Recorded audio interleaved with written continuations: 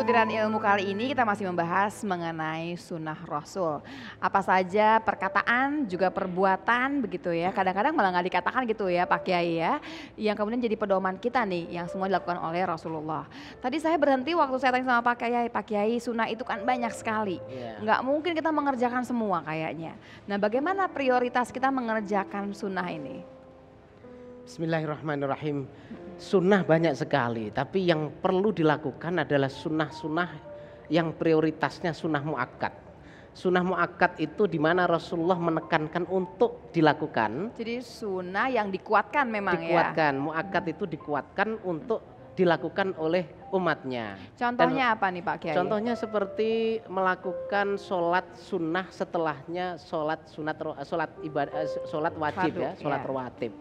Itu Rasulullah melakukan sehingga umatnya pun mengikutinya karena apa? Karena itu walaupun sholat rawatibnya banyak, tapi ada yang selalu dikerjakan oleh Rasulullah. Nah itu berarti yang muakatnya. Ini yang muakat, ditekankan untuk itu. Misalnya lagi seperti untuk di mana Rasulullah melakukan sholat Idul Fitri, Idul Adha.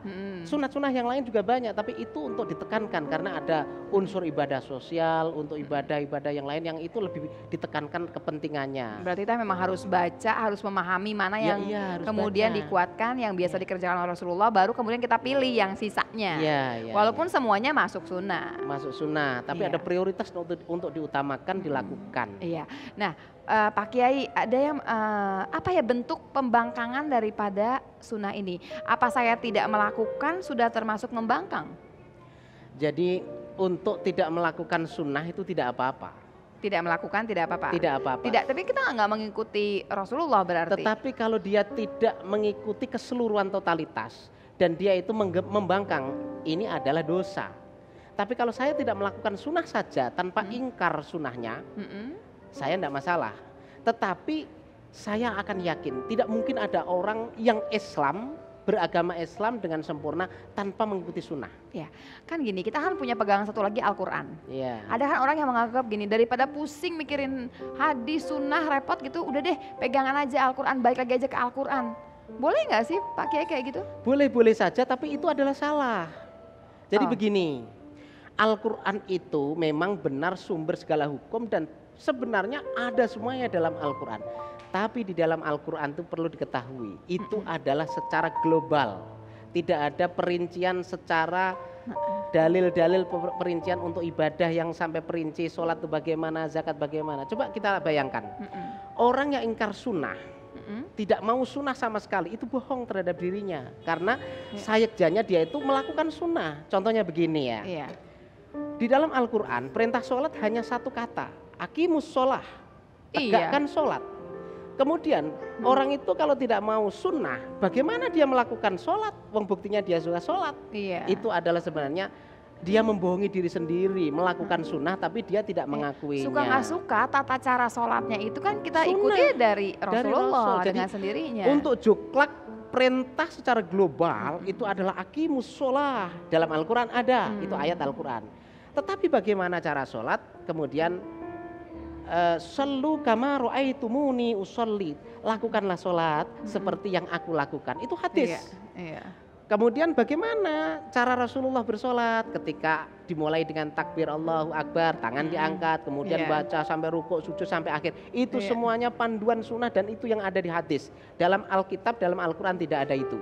Sehingga kalau orang itu beragama Islam yang benar, pasti dia itu melakukan sunnah. Sekalipun dia tidak mengatakan saya nggak mau sunnah, saya mencukupkan Al-Quran, itu bohong terhadap diri sendiri sebenarnya. Lagi pula Al-Quran itu kan dengan bahasa tinggi. Kita kan juga mengertinya seberapa jauh sih sebetulnya. Dan kita dibantu oleh semua yang ada di sunnah Rasul tadi kan sebetulnya. Jadi sunnah itu posisinya bukan mengalahkan Al-Quran, tapi menjelaskan. Dalil kedua setelah Al-Quran karena as-sunnah itu adalah bukan melengkapi lah ya. Karena Al-Quran tidak kurang, tapi menjelaskan. Karena kita yang kurang cerdas sebetulnya. Begitu nggak sih Pak Kiai? Secara analoginya begini Mbak Luna. Orang itu boleh-boleh melihat matahari dan sepakat matahari itu bersinar terang. Tetapi banyak orang yang nggak kuat melihat sinar matahari. Jangan salahkan mataharinya itu nggak bersinar, mata kita ini buta atau mata kita nggak kuat. Sebenarnya itu. Jadi kalau kitanya nih, bukan ceritanya Al-Qur'annya yang salah, bukan. Al-Qur'annya sih sudah sangat tinggi sempurna bahasanya. Cuma kita nggak sampai kayaknya. Iya, itu nggak nyampe, kalau bahasa kasarnya kan nggak nyampe. Pak Kiai, kan kadang-kadang yang sunnah muakkadnya yang dikuatkan itu susah kita mengerjakannya. Boleh nggak kita mengejar sunnah-sunnah yang ringan-ringan daripada kita nggak mengerjakan gitu? Itu usaha loh Pak Kiai. Iya. Boleh saja kita melakukan sunnah, semakin banyak yang kita lakukan, itu perbendaharaan pahala kita semakin banyak. Ada orang yang memegang untuk sunnah yang berat-berat saja, ya silahkan semampunya. Ada yang mengejar yang ringan-ringan. Yang berat tuh yang apa sih Pak Kiai? Jadi pengen tahu Pak Kiai. Ya misalnya dia rutin melakukan puasa Senin Kemis. Sementara perempuan kan ada hari libur tanggal merah. Kalau dia itu ingin pokoknya saya kan berat. Misalnya saya ingin melakukan umroh terus tiap tahun. Ya kalau punya duit, kalau enggak itu kan sunnah. Tapi juga kalau umroh tiap tahun juga sunnah muakkad. Bukannya Rasulullah nggak sering-sering amat umrohnya? Umrohnya sering, tapi haji wajibnya hanya sekali karena setelah ada tapi sekali ada datang umrohnya cuma sekali gitu kan ya Pak Kiai ya. Ya itu artinya sebenarnya banyak pahala-pahala sunnah yang mesti kita lakukan itu banyak sekali, tetapi ada orang yang ngambil yang besar-besar saja. Kalau memang kuat kenapa enggak? Iya. Karena yang kecil-kecil itu sebenarnya kalau dikumpulkan juga besar juga gitu. Asal dikerjakan, daripada nggak dikerjakan gitu ya Pak ya. Betul. Ya kan daripada Senin Kamis enggak, yang rawatib ya enggak, ya sudah kalau gitu kita kerja aja yang itu kecil. Pak ada satu lagi titipannya Trias. Trias ini saya tanyakan loh Trias. Ada yang suka mengatakan sunnah Rasul kalau Kamis malam hubungan suami istri itu masuk betul nggak sih Pak? Iya sebenarnya jujur saja Rasul tidak hanya melakukan di malam Jumat saja. Dia melakukan di kapan ketika butuh. Tetapi ditekankan ketika malam Jum'ah itu Rasulullah, Aisyah pernah bercerita sering melakukannya itu di malam Jumat itu. Karena besoknya libur. Ya wallahu alam, kita tidak tahu persisnya apakah itu tendensius atau tidak. Karena ini sebenarnya nggak kurang bagus untuk dibicarakan ya gitu ya. Kenapa kurang bagus Pak? Saya sih bagus-bagus aja kayaknya, karena buat saya tuh pengen meluruskan. Gini. Sebagian menganggap bahwa itu nggak benar itu sebetulnya. Ya begini, sebenarnya yang sunnah itu bukan hanya itu saja, banyak sekali yang sunnah. Kenapa yang sunnah hanya itu aja yang ditekankan, yang enak-enak saja gitu kan? Ada sunnah yang tadi sholat, ada puasa. Kenapa yang saya adakan di kampung itu begini, Pak Yai? Mohon doa restu, saya ingin melaksanakan sunnah Rasul. Apa itu? Sunnah Rasul yang mana? Nikah.